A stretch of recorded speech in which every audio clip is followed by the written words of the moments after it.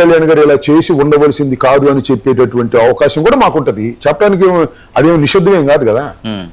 ఇప్పుడు పవన్ కళ్యాణ్ గారు ఇప్పుడు అక్కడ దాకా ఎందుకు, మీరు విజయ్ గెలిచిన తర్వాత పవన్ కళ్యాణ్ గారి గురించి ఎంతమంది మాట్లాడారు? మేమైనా మాట్లాడింది? మేము కాదే మాట్లాడింది. సోషల్ మీడియాలో కొంత వందల మంది మాట్లాడారు. అంటే ఆజ్యం పోసింది మీరని కదా. ఎందుకు మాకు ఆజ్యం పోయాల్సిన అవసరం మాకేంటి? వాళ్ళు కలిసి ఉంటారని తెలుసు, కలిసే పోటీ చేస్తారని తెలుసు. మాకు రేపు జరగబోయే ఎన్నికల్లో కూడా పవన్ కళ్యాణ్ గారు చంద్రబాబు నాయుడు గారు కలిసే పోటీ చేస్తారనేది మాకు చాలా స్పష్టంగా ఉంది. ఇంకా మేము వాళ్ళ మధ్యన ఆజ్యం పోయాల్సిన అవసరం ఏంటి? ప్రజల్లో ఇప్పుడు మీరు ఒకటి గమనించండి, కూటమిలో ఇబ్బందులు లేవని నేను అనడం లేదు అన్నాడు మొన్న ఎవరు? పవన్ కళ్యాణ్ గారు. పబ్లిక్ మీటింగ్ కదా, ఆ మీటింగ్ లో అంత లైవ్ లో వచ్చింది. ఆ మాట అన్నప్పుడు జనం నుంచి రియాక్షన్ ఏంటి ఒకసారి చూడండి. Calculate that. ఏమైంది? వ్యతిరేకించారా? చూడండి మీరు ఒకసారి, కరోనా కూడా చూడమంటున్నా. ఎంత అప్లాజ్ వచ్చింది.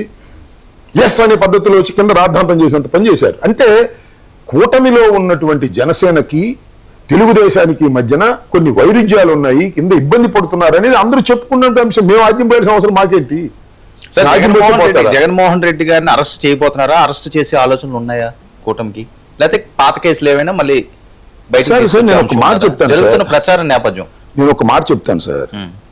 మాజీ ముఖ్యమంత్రి జగన్మోహన్ రెడ్డి గారిని అరెస్ట్ చేయడానికి వాళ్ళ దగ్గర మెటీరియల్ ఉంటే ఇప్పుడేం చేసుకోవచ్చు. ఎవరు కాదంటారు? దాన్ని మేము కాదంటే ఆగుతారా?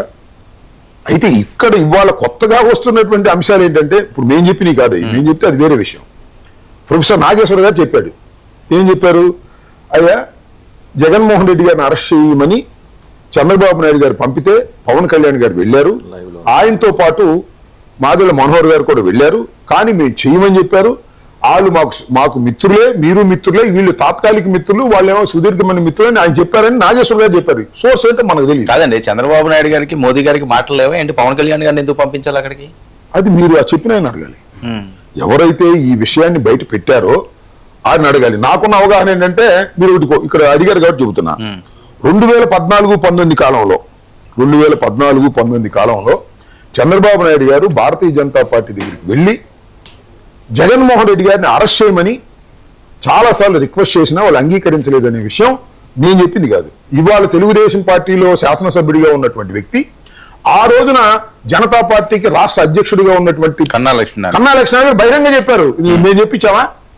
చెప్పారు. అది ఇంకా రికార్డులో ఉంది కదా. ఇవాళ అదొక ఉదాహరణ, ఇదొక ఉదాహరణ. పవన్ కళ్యాణ్ గారిని ఎందుకు పంపించాడు, ఆయన ఎందుకు వెళ్ళలేదు అంటే, పోయినసారి ఇట్లా చేస్తే వాళ్ళు అంగీకరించలేదు కాబట్టి, పవన్ కళ్యాణ్ గారితో చాలా సన్నిహిత సంబంధాలు కలిగి ఉన్నారు కాబట్టి, నాకన్నా పవన్ కళ్యాణ్ గారిని ఎక్కువ ప్రేమిస్తున్నారు మోడీ గారు, అమిత్ షా గారు కాబట్టి, వీళ్ళు వెళ్తే రాయబారం వెళ్తే పని అవుతుందని అనుకుని ఉండొచ్చు, పంపించి ఉండొచ్చు.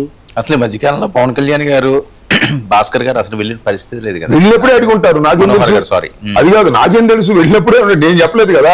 దీన్ని మీరు ఎక్కువగా వాడుకుంటున్నారు, అది మీకే నెగిటివ్ అవుతుందని కదా. అది వాడుకోవడం ఏంటండి? ఒక వార్త బయటకు వచ్చిన తర్వాత అందరూ వాడుకుంటారు, ఆడుకుంటారు. దాంట్లో ఇదే ఉంది, వాడుకుంటారు, ఆడుకుంటారు కూడా. చాలా అభ్యంతరం. అదేమన్నా బ్యానా? ఓకే. ఇప్పుడు ఈ విషయాన్ని ప్రొఫెసర్ నాగేశ్వర గారు చెప్పారు, ఇది నిజమై ఉంటుందని నేను చెప్తే అది ఆడుకోవటమా లేకపోతే ఇంకోటి ఉపయోగించుకుంటాం, తప్పే ఉంది దానిలో. దీపక్ రెడ్డి గారు.